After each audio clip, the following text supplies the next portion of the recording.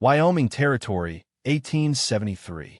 The dust was a constant presence, a fine, pale powder that settled on every surface and lived in the air like a restless ghost. It coated the sparse blades of prairie grass, clung to the rough bark of the cottonwoods huddled along the creek, and filmed the windows of the solitary ranch house that stood sentinel against the vast, indifferent sky. From the porch of that house, Caleb Blackwood watched the world with an economy of movement that bordered on stillness. The land was his only real companion, and it was a harsh one, demanding everything and promising little in return. It had taken from him before, and he never forgot the debt. He leaned against a porch post worn smooth by years of wind and sun, his gaze sweeping over the rolling expanse of his property. The creek, a ribbon of life-giving silver, was the reason he held this land, the reason other men coveted it. But for Caleb, the water was just part of the whole. The silence, the solitude, the demanding rhythm of work that began before dawn and ended long after dusk. It was a life he had carved for himself out of the wreckage of another. A life where the only heart that could break was his own, and he had already seen to it that it was well beyond repair. He believed, with the conviction of a man who had paid dearly for the knowledge, that a man survived alone. Attachments were anchors that dragged you down into the deep.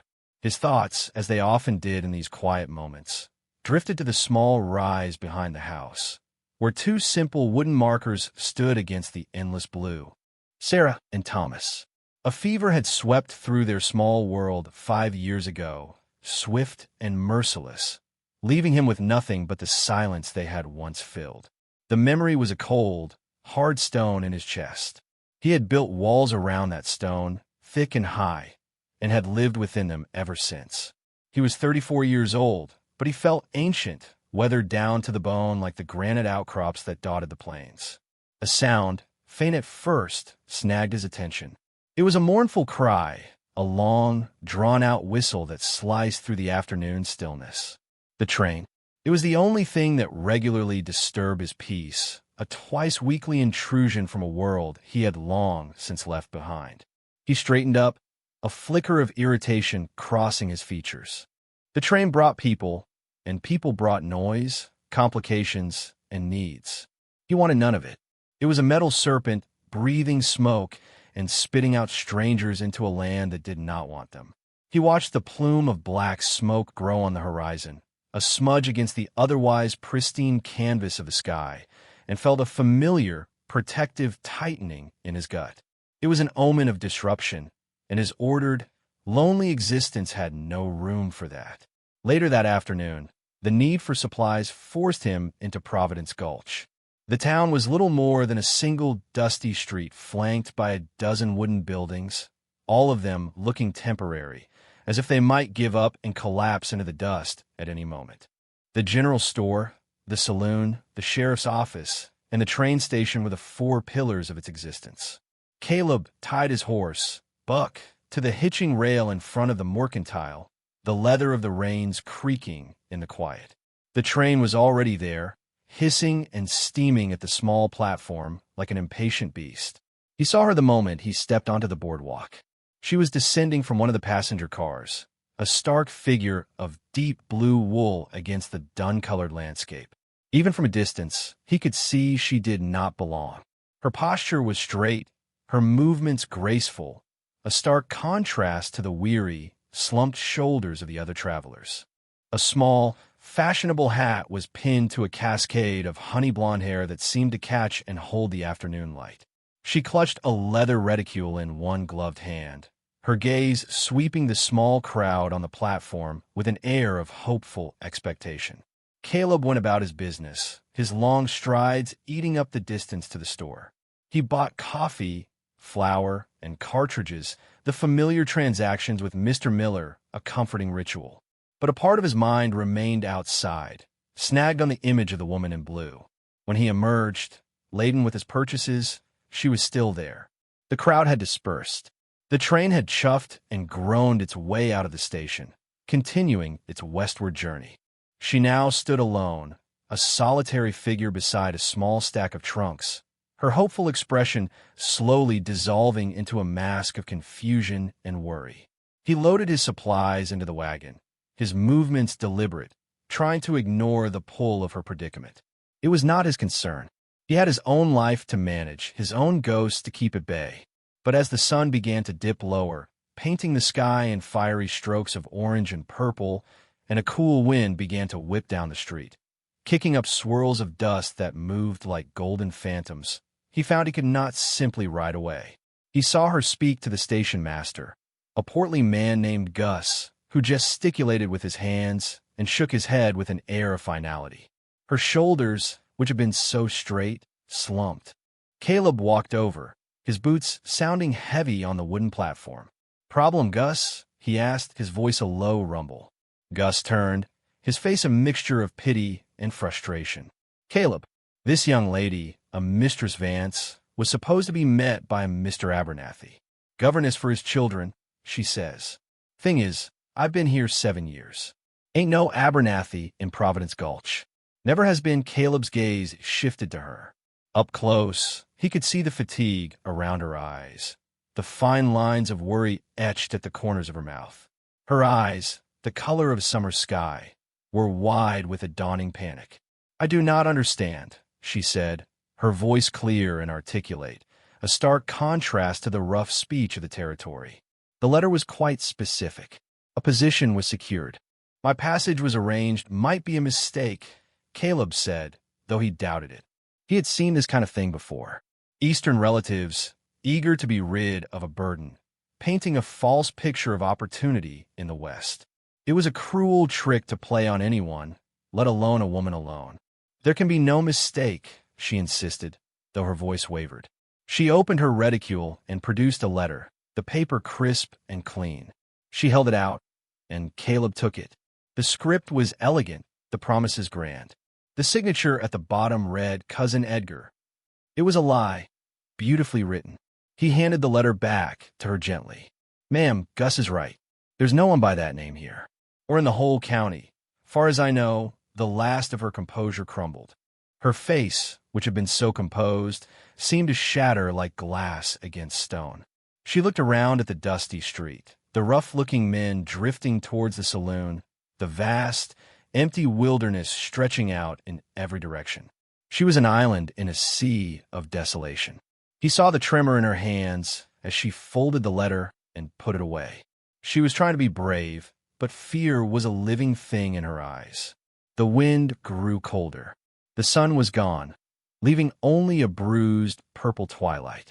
Leaving her here meant leaving her to the mercy of men who had none. His code, the one buried deep beneath the scar tissue of his grief, would not allow it. He let out a sigh that was part frustration, part resignation. "You can't stay here," he said, the words feeling foreign in his mouth. He was inviting a complication into his life, a disruption into his carefully constructed solitude, and he hated himself for it. But he hated the alternative more. "My ranch is a few miles out of town. My housekeeper, Martha, is there. You can have a room for the night. We'll figure things out in the morning." Her head snapped up, her eyes searching his face for any sign of ill intent. He met her gaze directly, his own expression unreadable, carved from stone. He was offering help, not warmth. It was all he had to give. After a long moment, she gave a single, almost imperceptible nod. "Thank you, Mr. Blackwood," he supplied.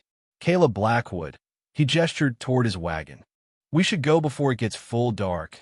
He loaded her trunks into the back of the wagon, the weight of them a tangible burden. They felt like a promise of entanglement. He helped her up onto the seat, his hand closing briefly around her elbow. She was lighter than he expected, and for a fleeting second, as she stumbled slightly against the wheel, she fell against his chest. It was a fleeting, accidental intimacy. He felt the softness of her wool coat, smelled a faint, clean scent of lavender that was utterly alien in his world of dust and leather. He steadied her instantly, his touch impersonal, and released her as if she were hot to the touch. He climbed up beside her, took the reins, and clicked his tongue. The wagon creaked and lurched forward, leaving the flickering lights of Providence Gulch behind as they moved into the vast, gathering darkness. The ride to the ranch was silent, save for the rhythmic clopping of the horses' hooves and the groaning of the wagon wheels. Eleanor Vance, he now had a name for the disruption, sitting beside him, held herself rigid, her hands clasped tightly in her lap. Caleb kept his eyes on the trail, a faint ribbon of lighter dust visible in the moonlight. The silence between them was thick with unspoken questions and anxieties. He could feel her vulnerability like a physical presence, a fragile thing in the face of the immense, untamed landscape that was his home. He resented the feeling, resented the protective instinct it stirred in him. It was a ghost of a feeling he thought he had buried long ago. When the ranch house came into view, a single warm light glowing in one window, he felt a strange mix of relief and dread. This was his sanctuary, the fortress of his solitude, and he was willingly breaching its walls. Martha, a sturdy woman with graying hair and kind eyes, opened the door before he had even brought the wagon to a full stop. She took in the scene, Caleb on the wagon's seat, and the unexpected, refined woman beside him, without a flicker of surprise. Martha had a sixth sense for trouble and for Caleb's reluctant heart. "Looks like you brought home a stray," she said, her tone dry but not unkind. "Martha, this is Mistress Eleanor Vance," Caleb said, climbing down. "She's had some trouble. She'll be staying the night." Martha's gaze softened as she looked at Eleanor. She saw past the fine clothes to the exhaustion and fear beneath. "Well, don't just stand there in the cold, child. Come inside. Supper's hot on the stove." She ushered Eleanor into the house, her motherly presence immediately filling the space with a warmth Caleb could not provide. He followed them in, feeling like a stranger in his own home. The interior was simple, functional, and clean. A large stone fireplace dominated the main room, its flames casting dancing shadows on the wooden walls. The air smelled of pine smoke and roasting beef. Eleanor stood hesitantly in the center of the room, looking small and out of place. "This is very kind of you," she said, her voice barely a whisper. "Both of you? Nonsense," Martha replied, already ladling stew into a bowl. "It's a poor soul who won't offer a warm meal and a safe bed to a traveler. Now you sit and eat." Caleb, bringing her things, he did as he was told, hauling the heavy trunks inside and depositing them in the small guest room. It was his wife Sarah's sewing room once. The memory rose, sharp and painful, and he pushed it down ruthlessly. When he returned to the main room, Eleanor was seated at the table, a bowl of stew in front of her. She was eating slowly, deliberately, as if forcing herself to take nourishment. Martha sat with her, her quiet presence a comforting balm. Caleb took his own meal and sat at the opposite end of the table, the distance a deliberate choice. He ate in his customary silence, observing her.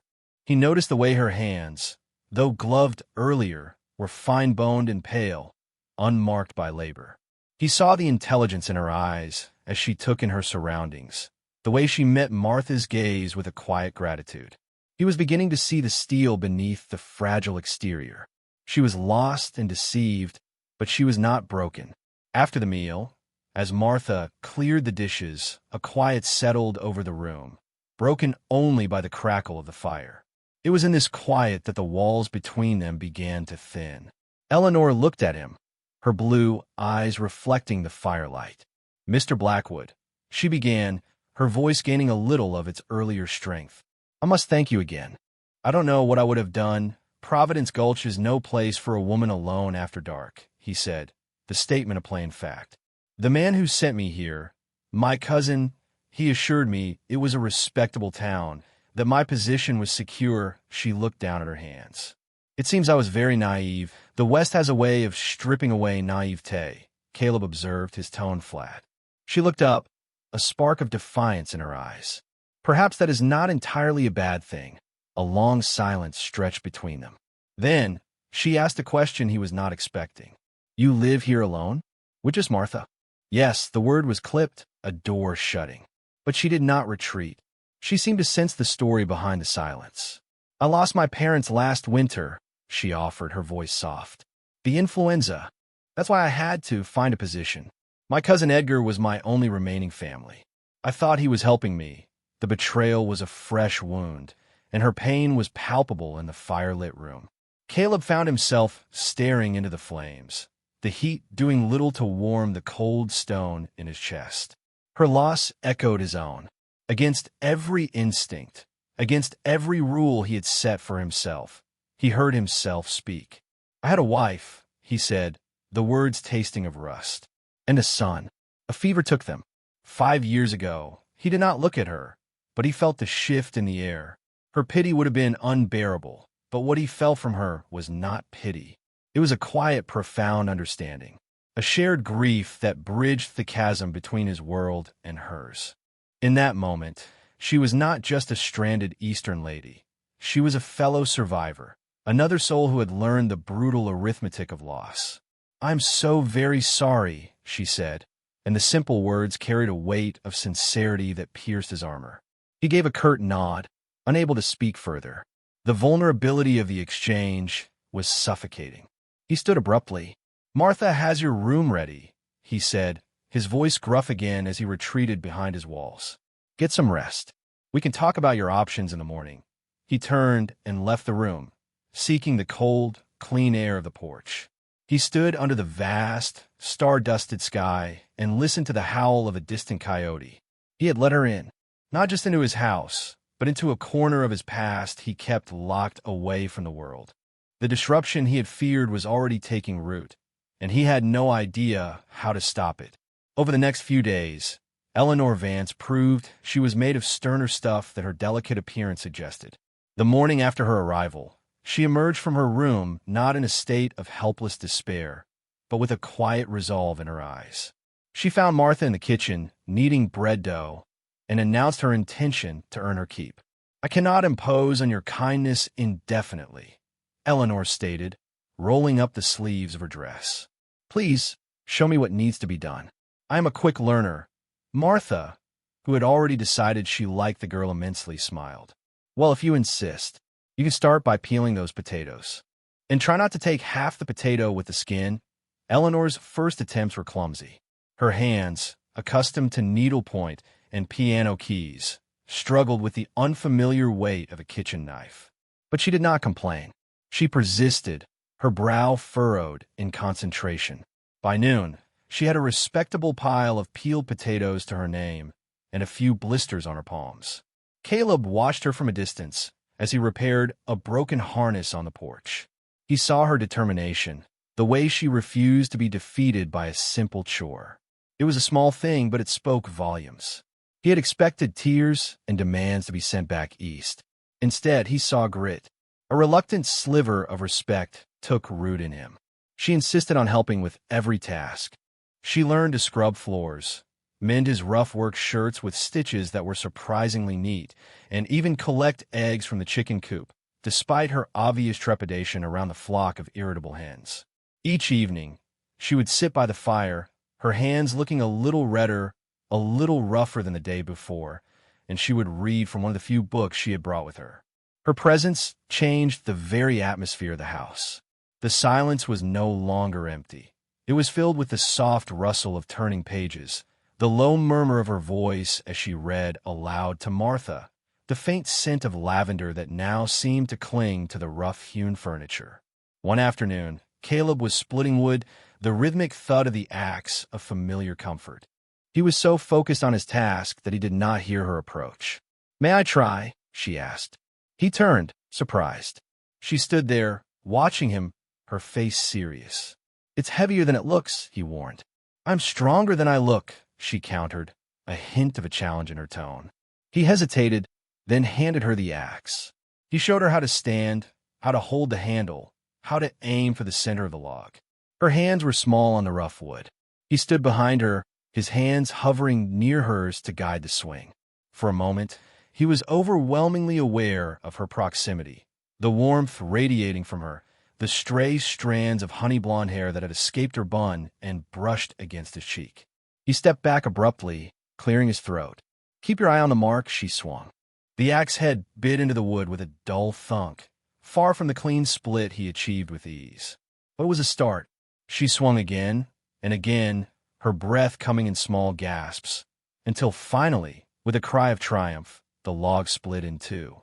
She looked up at him, her face flushed with exertion and pride, a smudge of dirt on her cheek. A genuine smile lit up her features, and for the first time, Caleb felt an unfamiliar warmth spread through his chest. It was a dangerous feeling, and he immediately stamped it out. But the image of her triumphant smile remained, burned into his memory. Their quiet truce was shattered by the arrival of Silas Croft. Croft was a cattle baron who owned most of the valley, a large, florid man who moved with the arrogant assurance of someone who believed the world was his for the taking. He rode up to the ranch one morning, flanked by two hard-faced men, his expensive saddle creaking under his weight. "Blackwood," Croft boomed, not bothering to dismount. Still clinging to this dusty patch of dirt, "I see." Caleb, who had been watering his horse at the trough, straightened slowly. "It's my patch of dirt, Croft. What do you want?" Croft's eyes swept over the property, lingering on the creek. "You know what I want. That water. My herd is growing. I need to expand my grazing land. I'm prepared to make you a generous offer. More than this place is worth. It's not for sale," Caleb said, his voice flat and final. Croft's smile was thin and unpleasant. His gaze flickered to the house, where Eleanor had appeared in the doorway, drawn by the sound of voices. His eyes lingered on her for a moment too long, a greasy appraisal that made Caleb's hands clench into fists. "Got yourself some company," Croft observed. "Didn't take you for the sociable type." He looked back at Caleb. "Think about my offer, Blackwood. It would be a shame if something were to happen. This is a hard country. Accidents are common." The veiled threat hung in the air. Caleb stared at him, his eyes like chips of flint. "Get off my land, Croft." Croft chuckled, a low, ugly sound. He wheeled his horse around. "You'll change your mind," he called over his shoulder as he and his men rode away, leaving a cloud of dust and menace in their wake. Eleanor came out onto the porch, her face pale. "Who was that man?" "Trouble," Caleb said, his jaw tight. Stay away from him. He did not want to frighten her, but he could not hide the gravity of the situation. Croft was a patient man, but he was also a ruthless one. The threat was real. One was a wiry man with shifty eyes named Jed. The other was larger, silent, and had a scar that cut through his left eyebrow. Jed sauntered over to Eleanor, his gaze overly familiar. "Well now, what have we here?" "A pretty little flower all the way from the east." Eleanor stiffened, turning away from him. "I'm busy, sir. Don't be like that," Jed wheezed, reaching out as if to touch a lock of her hair. Before his fingers could make contact, Caleb was there. The larger man took a step forward, but stopped when he saw the look in Caleb's eyes. It was a look that promised swift and brutal violence. Sheriff Brody, a lanky man with a drooping mustache, appeared in the doorway. "Everything all right in here, Caleb?" Caleb released Jed's wrist, shoving it back. "Just a misunderstanding. These gentlemen were just leaving." Jed rubbed his wrist, glaring at Caleb before he and his partner slunk out of the store. Sheriff Brody watched them go. "Those two work for Croft," he said to Caleb in a low voice. "Be watchful." Caleb nodded. "Always am." The ride back to the ranch was tense. The incident had shaken Eleanor, but it had also solidified something between them. He had protected her, instinctively and without hesitation. The knowledge settled in the space between them, a silent acknowledgement of a bond that was growing stronger, whether he wanted it to or not. The real test came a week later. Caleb had determined a section of his fence line needed mending, and Eleanor, tired of being cooped up in the house, had insisted on riding out with him. The day was bright and clear, the sky a vast, cloudless bowl of blue. The beauty of it was deceptive. As they rode along a narrow trail that cut through a rocky canyon, Caleb felt a prickle of unease. The air was too still, the silence too profound. He was riding a few paces ahead of her when he heard it, a sharp crack, like a whip, followed by the dislodging of stones from the ridge above them. A shower of rocks tumbled down onto the trail. It was enough to spook Eleanor's horse. The mare, a gentle creature named Daisy, reared up with a frightened whinny, her eyes wide with terror. Eleanor, caught by surprise, lost her grip on the reins and cried out. The horse bolted. It galloped down the narrow, treacherous path at a reckless speed. Eleanor, Caleb yelled, wheeling his own horse, Buck, around in pursuit. Fear, cold and sharp, lanced through him. It was a feeling he had not experienced in 5 long years, the terror of losing someone he cared about. He spurred Buck onward, the powerful gelding stretching its legs, eating up the ground. The canyon walls blurred past them. He could see Eleanor clinging desperately to the saddle horn, her hair flying behind her like a golden banner. The path ahead curved sharply, with a steep drop-off to one side. If Daisy stumbled, they would both go over. Hold on, he roared, his voice raw. He pushed Buck harder, drawing level with the runaway mare. The space between them was perilously small. He reached out, his fingers straining. Give me your hand. She looked at him, her face a mask of terror, but she did as he said. She stretched her arm toward him. Their fingers brushed, then locked. His grip was strong, anchoring her. Now lean toward me. I'll pull you over. It was a maneuver that required perfect trust and timing. For a heart-stopping moment, she was suspended between the two galloping horses. With a surge of strength born of pure adrenaline, Caleb hauled her out of her saddle and across onto his own, pulling her securely in front of him just as Daisy stumbled on the loose scree at the edge of the cliff. The mare went down with a terrible cry, tumbling over the edge and out of sight. Caleb reined Buck to a halt, the horse's sides heaving. Eleanor was trembling uncontrollably in his arms, her face buried against his chest. He held her tight, his own heart hammering against his ribs. He could feel her sobs, could feel the frantic beat of her heart against his. He closed his eyes, overwhelmed by the sheer, terrifying force of his relief. He had almost lost her. The thought was a physical blow, knocking the air from his lungs. He looked back up at the ridge where the rocks had fallen. He saw nothing, but he knew. That was no accident. The sound he had heard was not a whip. It was a rifle shot, aimed at the rocks, not at them. It was a warning. It was Croft's work. They had tried to kill her, or at least to terrify him into submission. And they had almost succeeded. He held her for a long time, stroking her hair, murmuring words of comfort that felt clumsy and inadequate. He was her protector. The role was no longer a choice. It was an undeniable fact. And with that realization came a terrifying clarity. Her presence on his ranch was not just a disruption to his solitude. It was a danger to her life. As long as she was with him, she was a target. And that was a reality he could not bear. In the silence of the canyon, with Eleanor safe in his arms, Caleb Blackwood made a decision. He had to send her away. It was the only way to keep her safe. It would break his own heart, but his heart was already broken. Hers was not, and he would do anything to protect it.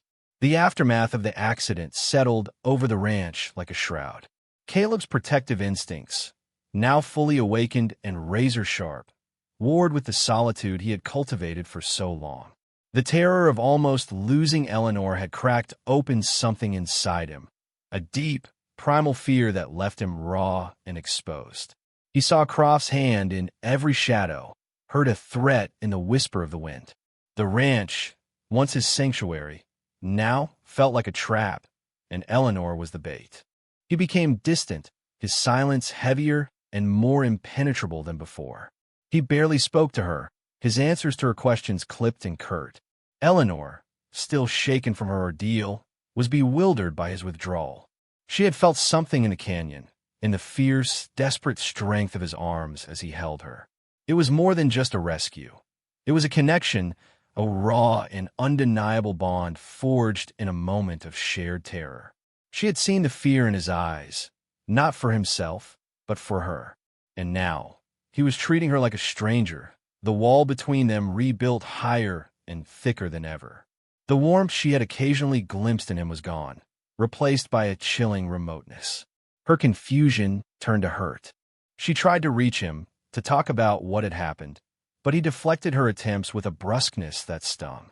It was just a rock slide, he'd said, his voice flat, refusing to meet her eyes. This country is dangerous. I told you that. He was lying, and they both knew it. The lie was another brick in the wall he was building. 2 days after the incident in the canyon, Caleb returned from a trip to town. He strode into the house, avoiding her gaze, and placed a long paper ticket on the kitchen table where she was helping Martha shell peas. "What is this?" Eleanor asked, her heart sinking as she looked at the official script. "It's a ticket for the eastbound stage," he said, his voice devoid of emotion. "It leaves tomorrow morning." The peas in her lap were forgotten. She stood up, the ticket trembling in her hand. "You're sending me away?" The words were a choked whisper. Martha, sensing the gravity of the moment, quietly slipped out of the room. "I'm sending you home," he corrected, his jaw tight. "Back to Philadelphia. This is no place for you. You don't belong here." Each word was a carefully aimed blow. He was using her own initial fears, her own sense of being a fish out of water, as a weapon against her. He was trying to make her believe this was for her own good, that she was simply not suited to this life. But what she heard was rejection. She heard him telling her she was a burden, a delicate thing he was tired of protecting. "I thought," she began, her voice breaking. "I thought I was starting to belong. I thought perhaps I had found a place where I could be useful, where I could stay." "You were wrong," he said, his voice hard as granite. He had to be cruel. It was the only way to make her go, the only way to ensure her safety.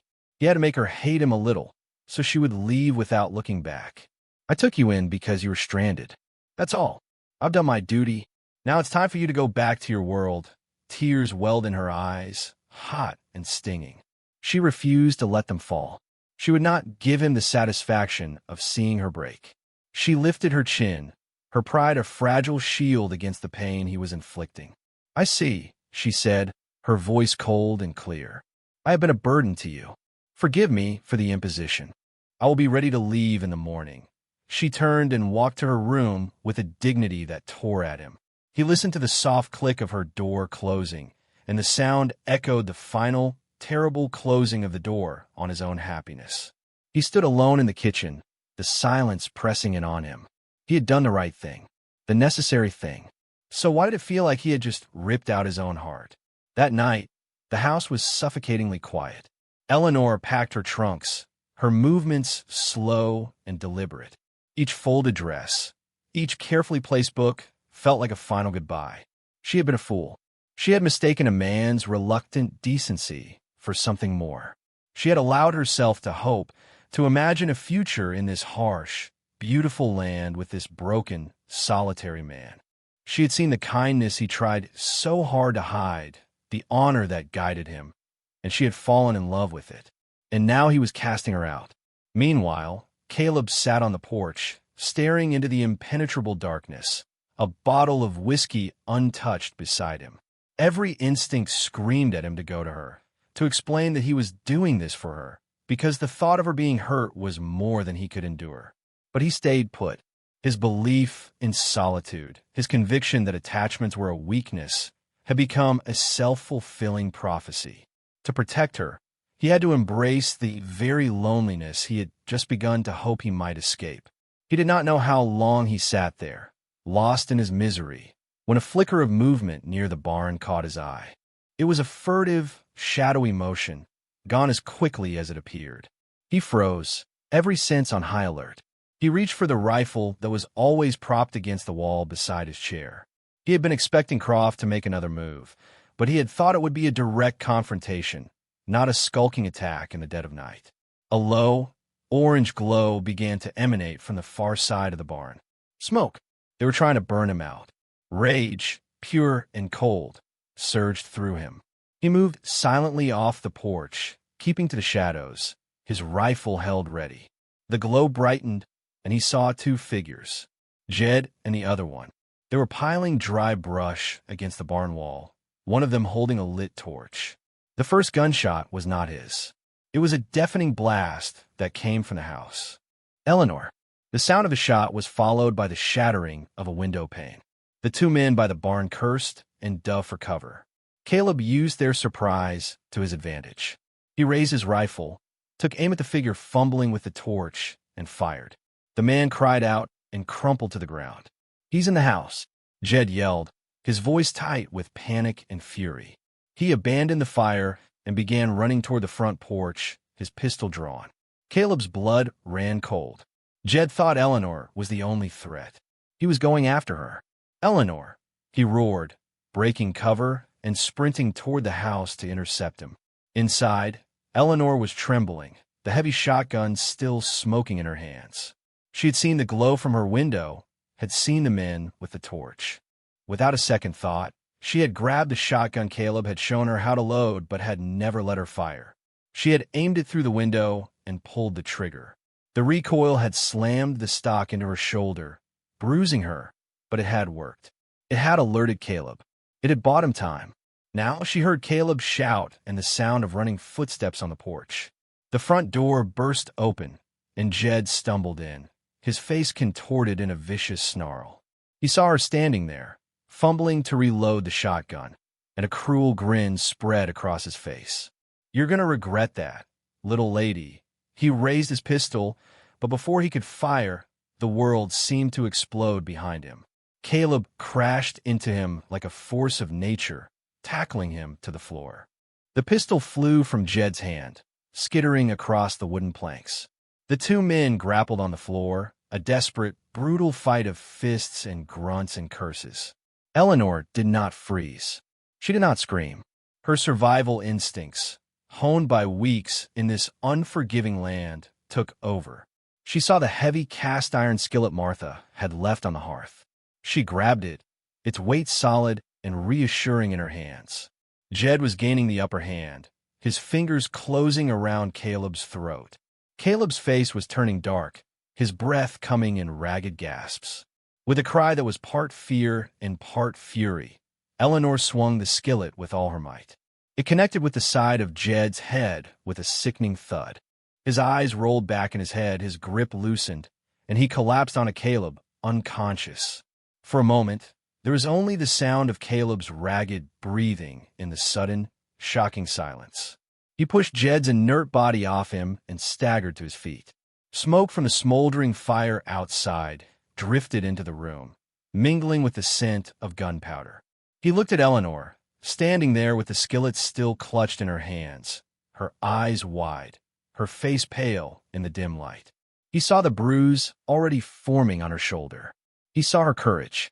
He saw the woman who had not only survived but had fought back for him. He crossed the room in 2 strides and pulled her into his arms, crushing her against him.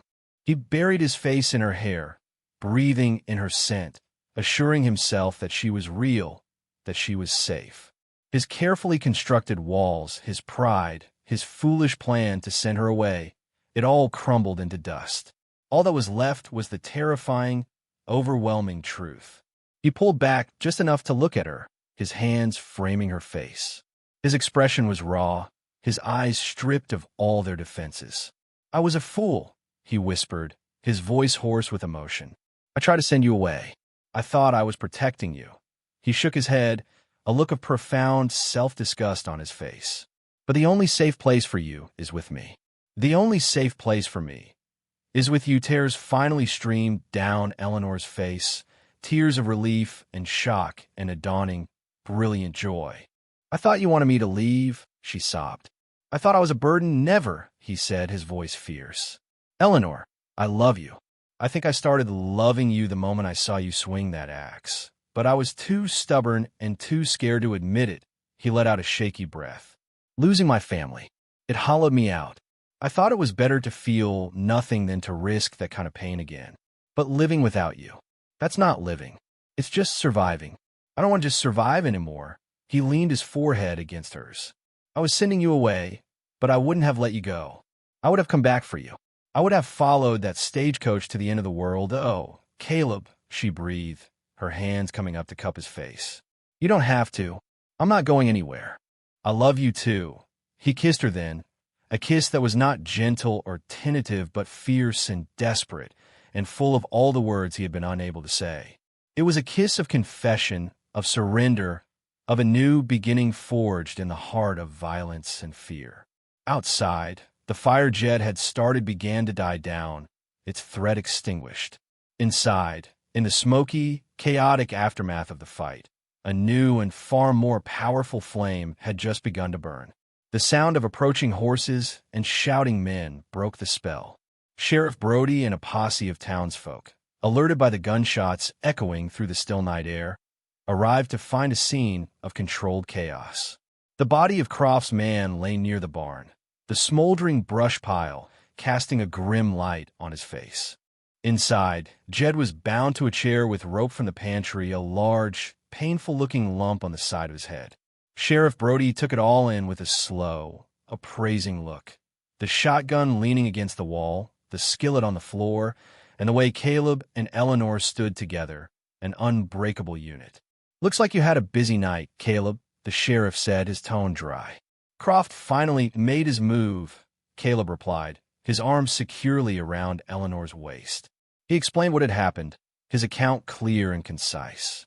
When Jed was conscious enough to be questioned and faced with a murder charge, his loyalty to Croft evaporated. He confessed everything: the plan to burn the ranch, the manufactured rock slide, and that it was all on Silas Croft's orders. "That's all I need," Brody said, nodding to his men to haul Jed away. "We'll be paying Mr. Croft a visit before sunrise. He won't be bothering you again." He tipped his hat to Eleanor. "Mom, you've got more sand than most men I know." She flushed at the praise, but a quiet pride settled in her. She had not been a victim. She had been a defender of her home. After the sheriff and his men had gone, taking the bodies and the prisoner with them, an exhausted peace settled over the ranch. The dawn was breaking, painting the eastern sky in delicate shades of pink and gray. The air was cool and smelled of smoke and the coming day. Caleb led Eleanor out onto the porch. They stood together, watching the lights spread across the land, their land. He turned to her, his face serious in the soft morning light. "There's something I want to show you." He led her by the hand up the small hill behind the house, the one he so often watched from a distance. They stopped before the two weathered wooden markers. The names, carved into the wood so long ago, were faded but still legible: Sarah Blackwood, Thomas Blackwood. "This was my wife, Sarah," he said, his voice quiet and steady, stripped of the pain that had always accompanied the memory. "And our son, Thomas. They were my whole world." He looked at Eleanor, his eyes clear. "For 5 years, I thought my heart was buried here with them. I thought I had nothing left to give. I built a life on being alone because I thought it was the only way to honor their memory, the only way to protect myself from ever feeling that kind of loss again." He reached in his pocket and pulled out a small, simple ring made of tarnished silver, a delicate floral pattern etched into the band. "This was my grandmother's. She gave it to my mother, who gave it to Sarah." He held it out on the palm of his calloused hand. "You show me that my heart isn't buried. It was just waiting. You brought it back to life, Eleanor. You taught me that a life without love isn't safe. It's just empty. I don't want to be empty anymore." He looked from the ring to her face, his heart in his eyes. "I know this is all sudden, and the ranch is a mess, and I'm not an easy man.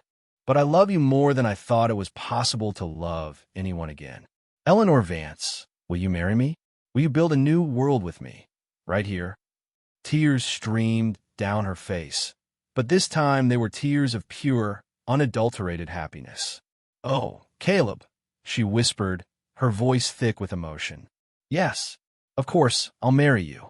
"Yes." He slid the ring onto her finger. It was a perfect fit. He drew her into his arms, and they held each other on that quiet, sacred hill as the sun rose, casting its golden light over their faces, illuminating the past and promising a future. The old markers were not a tomb for his heart, but a foundation. They were the story of a love that had been, and he and Eleanor were the story of a love that was about to begin. News of the attack, Croft's arrest, and Caleb and Eleanor's impending marriage spread through Providence Gulch like a prairie fire. The initial gossip and suspicion surrounding the Eastern lady staying at the reclusive rancher's property transformed overnight into a wave of respect and support. The community, which had kept its distance from the grieving, solitary Caleb Blackwood, now saw him in a new light. He was not just a loner. He was a man who had defended his home and the woman he loved. And Eleanor was not some fragile, out-of-place damsel. She was a woman of courage and resilience, a true pioneer spirit. The day after the proposal, a convoy of wagons rumbled up the trail to the ranch. It was Mr. Miller from the mercantile, the blacksmith, the station master Gus, and a half-dozen other ranchers and townsfolk. They came with hammers, saws, fresh lumber, and baskets of food from their wives. "Heard you had some trouble," Mr. Miller said, climbing down from his wagon. "And we heard there's a wedding to plan. Figured you could use a hand with the repairs." Caleb was stunned into silence. He had kept this community at arm's length for 5 years, and here they were, offering their help freely without being asked. He looked at Eleanor, who was smiling, her eyes shining. She had not only opened his heart, she had opened his life to the world again. He cleared his throat, moved beyond words. "Thank you," he managed to say. "All of you." The ranch buzzed with activity. Men worked together to repair the bullet-scarred walls of the house and the barn. The women, led by Martha, organized a veritable feast in the kitchen, their cheerful chatter filling the home with a life it had not known in years. Eleanor moved among them, no longer an outsider, but a part of this growing tapestry. She poured coffee for the men, helped the women with the food, and her laughter, clear and bright, mingled with the sounds of hammers and saws. Caleb watched her, his heart swelling with a love so profound it almost hurt. He was not just gaining a wife. He was regaining a community. He was no longer an island. Their wedding, a week later, was a simple affair held on the newly repaired porch of the ranch house. The traveling preacher officiated, and the entire town of Providence Gulch seemed to be in attendance. Eleanor wore a simple dress of pale blue cotton she had bought from the mercantile, and in her hair she wore a crown of wildflowers Martha had helped her pick from the banks of the creek. Caleb stood beside her, his customary stoicism replaced by an open, unguarded happiness that transformed his rugged features. When he said his vows, his voice was strong and clear, a public declaration of the end of his solitude and the beginning of his new life. They were no longer two separate people from two different worlds, but a partnership, a family, rooted in the very land that had tested them and forged their bond. The celebration that followed lasted long into the night, with fiddles playing and lanterns strung between the porch posts, casting a warm, magical glow over the joyful crowd. They were celebrated, supported, and embraced. They had a home. 2 years later, the Wyoming sun, now a familiar and welcome friend, warmed the porch of the expanded ranch house. A sturdy new wing had been added, and the porch itself now wrapped around the side of the house, home to a comfortable swing that Caleb had built with his own hands. In the window boxes below the sills, bright red geraniums bloomed, a splash of vibrant color tended to by Eleanor. The ranch was thriving. The herd was larger, the fields were green, and the creek flowed clear and steady, a promise of continued prosperity. Eleanor sat on the porch swing, its gentle creak a soothing rhythm. She was humming a soft lullaby, her gaze fixed on the small bundle cradled in her arms. Thomas Blackwood, named for the brother he would never know but whose memory was honored, slept peacefully, his tiny face serene. He had his father's dark hair, and, she suspected, his father's determined spirit. A gentle breeze stirred the air, carrying the sweet scent of hay and wildflowers. Eleanor leaned her head back, a contented smile on her face. She felt a profound sense of peace, of rightness. Her old life in Philadelphia felt like a story she had read about someone else, a distant and colorless world compared to the vibrant reality she now inhabited. She saw him then, riding in from the west pasture. Caleb sat tall in the saddle, a silhouette against the afternoon sky. As he drew closer, she could see the familiar lines of his face, softened now by contentment that had once seemed impossible. He no longer looked like a man at war with the world. He looked like a man who had found his place in it. He swung down from his horse, his movements still as economical and capable as the day she had met him. But now there was a lightness to his step. He came up the porch steps and leaned down to kiss her, a slow, lingering kiss full of a deep and quiet love. His gaze dropped to their sleeping son. A look of awe and tenderness crossed his face, a look that still made Eleanor's heart ache with love. "He slept through the afternoon," she said softly. "I think he's saving his energy to keep us awake all night." Caleb chuckled a low, warm sound. He sat beside her on the swing, his arm wrapping around her shoulders, pulling her and their son close. The swing moved with their combined weight. They sat in comfortable silence for a while, watching the shadows lengthen across the valley. A new life stirred within Eleanor, a gentle flutter that was a secret known only to her and, she suspected, to a husband who noticed everything about her.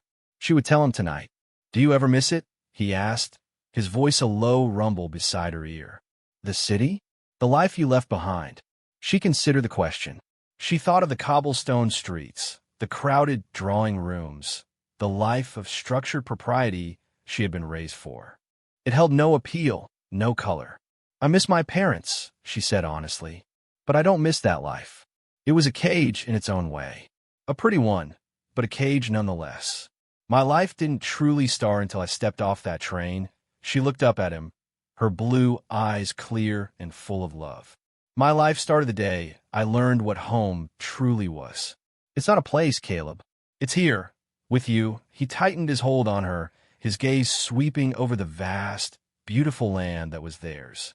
He looked at the woman in his arms, the mother of his child, the reason for the peace that had finally settled in his soul. He thought of the man he had been, solitary and broken, convinced that love was a liability. He had been so wrong.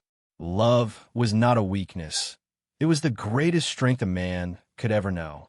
"Everything I am," he said, his voice thick with emotion. "Everything I have, all of this." He gestured to the land, the house, the future stretching out before them. "It all started the day your train pulled into that station." He kissed her again, a promise and a reaffirmation under the endless Wyoming sky. The two wooden markers on the hill stood silent vigil, not as symbols of what was lost, but as the foundation upon which this new, beautiful, and enduring love had been built.